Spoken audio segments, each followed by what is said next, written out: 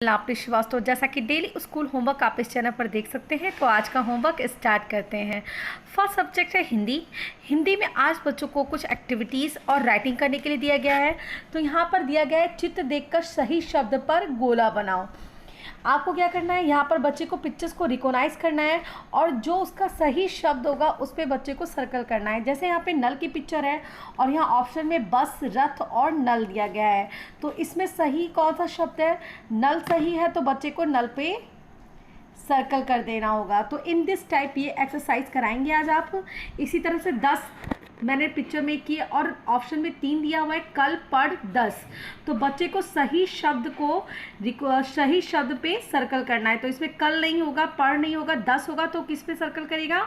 10 पे सर्कल करेंगे। इसी तरह से आप टब की पिक्चर मेक कर देंगे, ऑप्शन में 3 दे देंगे, 10, टब, नल।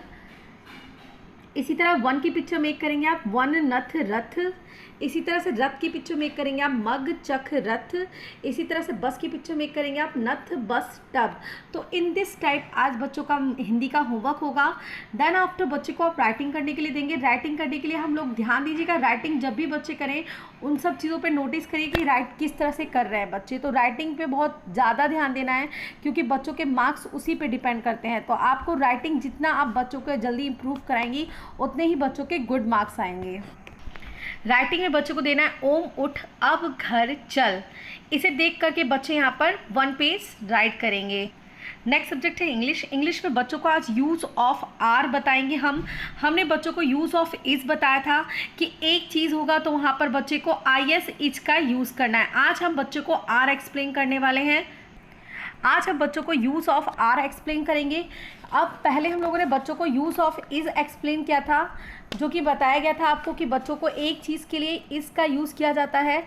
यहाँ पर देखिए, दिस इज़ ए बर्ड।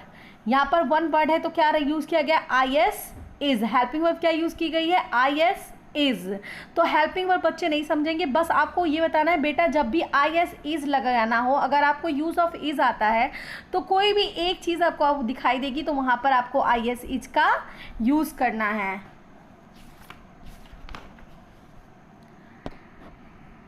अब use of are. Use of are कैसे आप एक्सप्लेन करेंगे बच्चों को? यूज़ ऑफ आर आपने बच्चों को आप इस तरह से एक्सप्लेन करेंगे, जब पहले तो एक चीज़ थी तो वहाँ पर बच्चे ने IS इज़ यूज़ किया।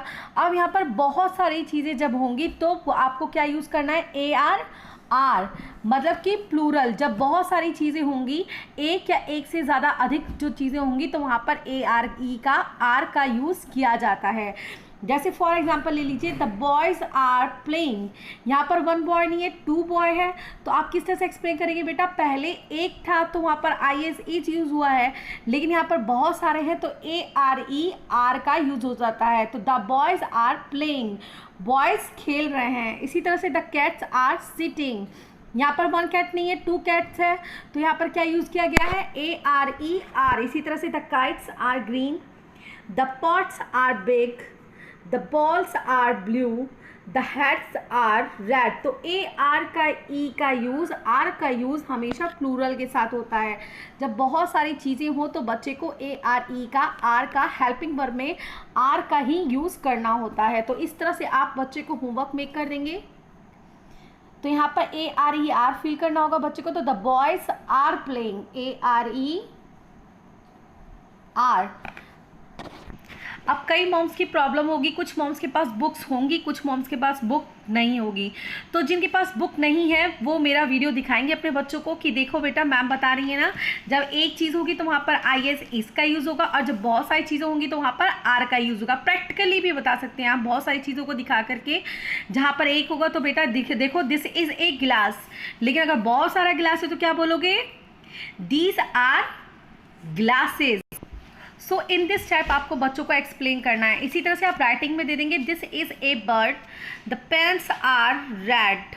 ओके, तो नाउ अंडरस्टैंड हो गए आप लोग कि ARE are helping verb are का यूज़ कहाँ होता है? जब बहुत सारी चीज़ें होती हैं तो वहाँ पर ARE का यूज़ होता है। हेल्पिंग वर्ब आर का यूज़ प्लूरल की थिंग्स के साथ होता है।